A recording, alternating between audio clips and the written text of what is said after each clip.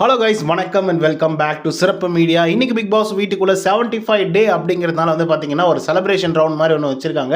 So அவங்களுக்கு வாய்க்கு வந்ததெல்லாம் பேசாமல் தயவு செய்து ஒரு கண்டென்ட்டாக கொடுங்கப்பா, உங்களோட லைஃபோட கஷ்டமான விஷயங்களை வந்து சொல்லுங்கள். அதே மாதிரி இந்த பிக் பாஸ் வீட்டில் நீங்கள் எப்படி வந்து இருந்தீங்க, நீங்கள் எந்த மாதிரி எக்ஸ்பெக்ட் பண்ணீங்க, எப்படி உங்களுக்கு வந்து கிடச்சிது, எக்ஸ்பீரியன்ஸ் என்ன அப்படிங்கிறத பற்றிலாம் ஷேர் பண்ணுங்கள் அப்படிங்கிற மாதிரி வந்து டாஸ்க் வந்து கொடுத்துருக்காங்க போல். ஸோ இதில் வந்து பார்த்தீங்கன்னா ஒவ்வொருத்தரும் தன்னுடைய டாஸ்க்கை வந்து பார்த்தீங்கன்னா சிறப்பாக வந்து பண்ணிகிட்ருக்காங்க. குறிப்பாக நம்ம விஜய் வருமா ஒன்று கதறி அழுறாரு.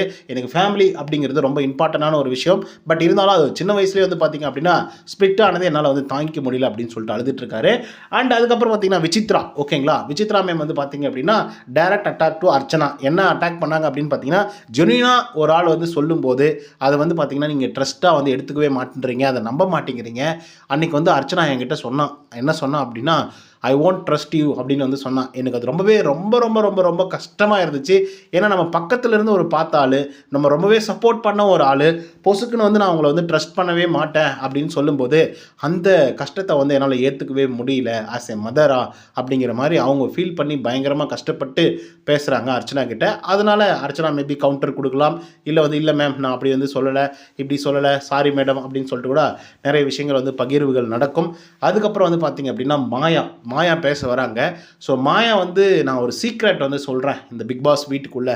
அது என்ன அப்படின்னா, நிக்சன் அண்ட் ஐஷு 2 பேரும் வந்து என்கிட்ட பேசினாங்க. ஸோ அந்த சீக்ரெட் என்ன அப்படிங்கிறத நான் இப்போ போட்டு உடைக்க போகிறேன் அப்படிங்கிற மாதிரி மாயா சொல்கிறாங்க. அதுக்கு நிக்சன் அவர்கள் வந்து ஒரு மாதிரி டென்ஷன் ஆகிட்டார். என்னக்கா என்னுடைய சீக்ரெட்டை போய் நீ சொல்கிற அப்படின்னு சொல்கிறியே, எப்படி இது எந்த விதத்தில் நியாயம் அப்படிங்கிற மாதிரி வந்து யோசிக்கிறாப்புல நிக்சன்.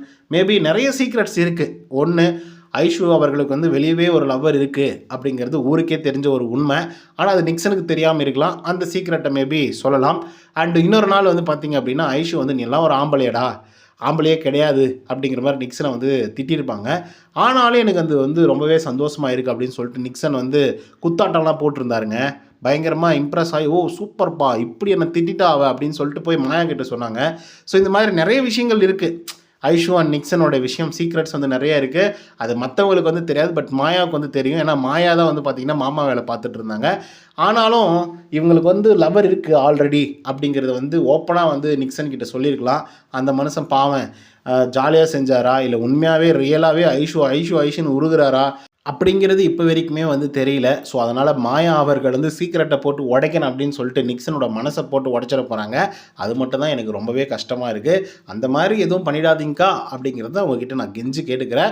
இன்னும் இருக்கக்கூடியது 1 or 2 டேஸோ இல்லை ஒரு வாரமோ சந்தோஷமாக இருந்துட்டு போட்டோம், அவன் மட்டுமாது அப்படிங்கிற மாதிரி தான் எனக்கு வந்து சொல்ல தோணுது. ஸோ இந்த டாஸ்க் பயங்கர இன்ட்ரெஸ்டிங்காக இருக்கும் அண்ட் எமோஷ்னலாகவும் இருக்கும் அப்படிங்கிறதுல எந்த விதமான மாற்று கருத்துமே இல்லை. அண்ட் 2 ப்ரோமோ பார்த்துருப்பீங்க. ஸோ இன்றைக்கி கண்டென்ட் வேறு எதுவுமே இல்லை, 75 டேஸ் செலிப்ரேஷன் மட்டும்.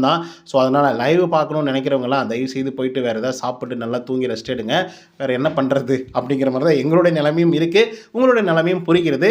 ஓகே, இதை பற்றி உங்களோட கருத்துக்கள் என்ன அப்படிங்கிறத கமெண்ட்டில் வந்து பதிவு பண்ணுங்கள். இந்த வீடியோ உங்களுக்கு பிடிச்சிருந்தா லைக் அண்ட் சப்ஸ்கிரைப் பண்ண மறந்துடாதீங்க. இன்னொரு தவணை சந்திக்கிறேன். until then bye from Uday. நன்றி, வணக்கம்.